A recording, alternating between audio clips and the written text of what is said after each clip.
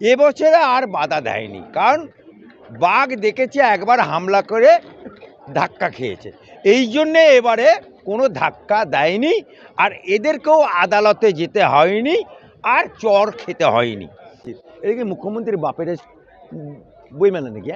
তা এত নাম তার করা গেছে, এতেই বোঝা যাচ্ছে যে এত নাম প্রচারের কারণ মমতা ব্যানার্জির এবারে হাওয়া পানি খুব খারাপ আছে।